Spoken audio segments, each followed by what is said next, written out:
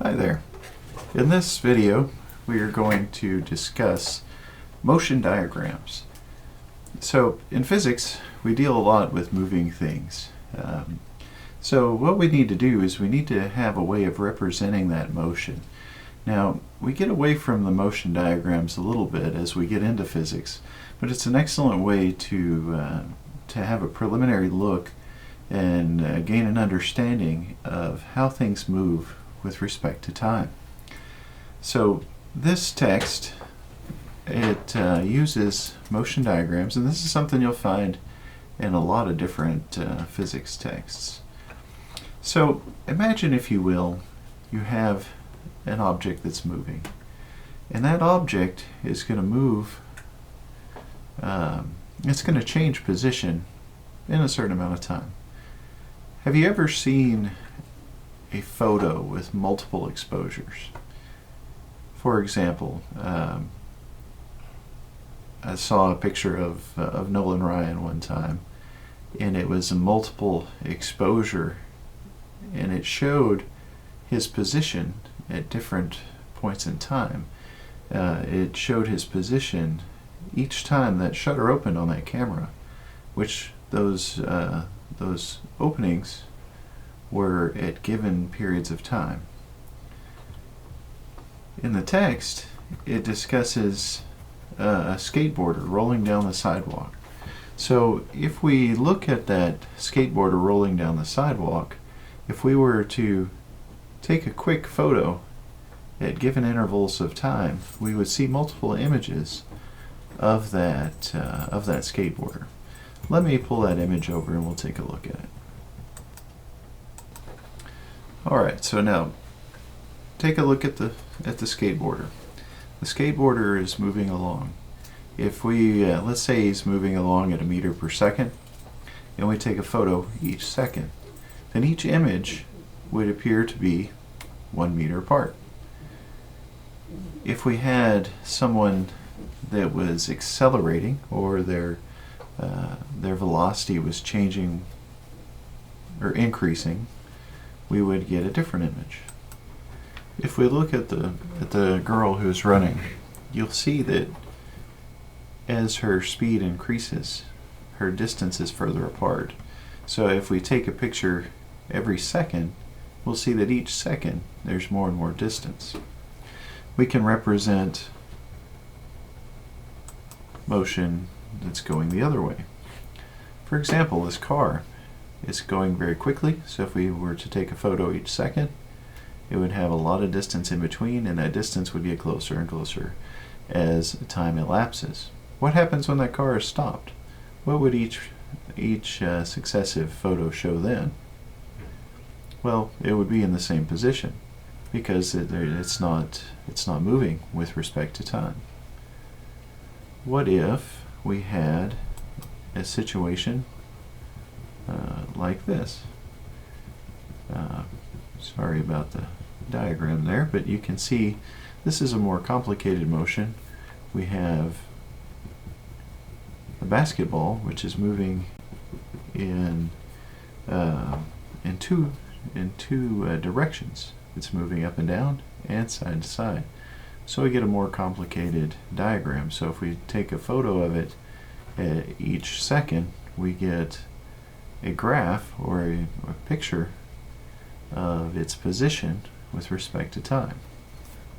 Okay, so I'm going to clear this out, and then we'll discuss how we can generalize this idea and use it.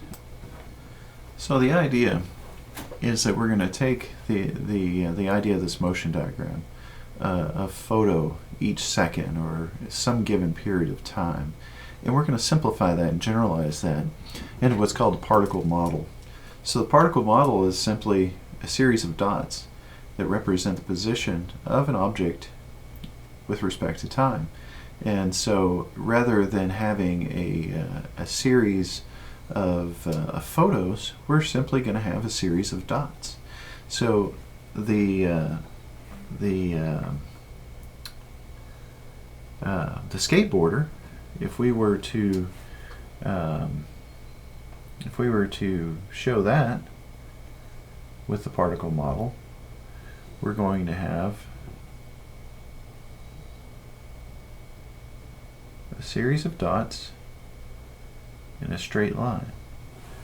So each dot represents a given period of time, and each position of that dot represents the position of that object in a certain period of time. Now, what if that person is accelerating, like the girl who was running?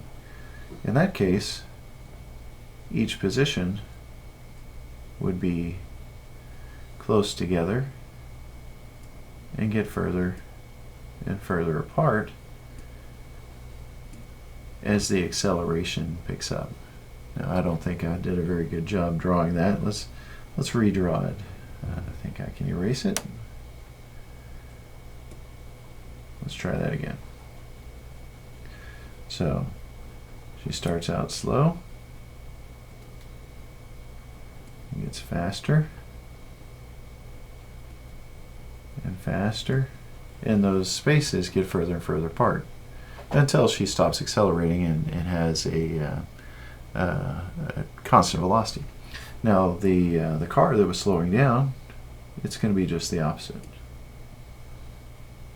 They're going to be far apart and they're going to get closer together. Okay. Now, what about the instance where something isn't moving in a straight line? You know, what if it's moving vertically?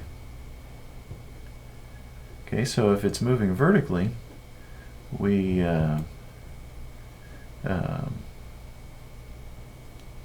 can draw the diagram like so. So let's say something is falling. It's going to be accelerating towards the earth, so that would be its initial position. 1 second later, it would be a little further down. A second later, it would be even more further. That's not a good way to say that, but it gets the point across. And then further still, and then as it continues to accelerate. Now notice, all I did is I took my motion diagram and turned it sideways. And we can scale this and actually, you know, make these spaces represent a certain amount. And we can use that to calculate the velocity if we want to. But rather than that, this is going to simply give us a conceptual idea of how this thing is moving. If we have a motion diagram of something like the ball moving in 2 dimensions, it's going to move at a constant velocity in the horizontal direction, but it's going to accelerate downward in the vertical direction. So notice these are far apart vertically. These are the same distance apart horizontally. Okay, so that's the idea behind the particle model and a motion diagram. If you have any questions, feel free to ask those. You can email me or contact me during class.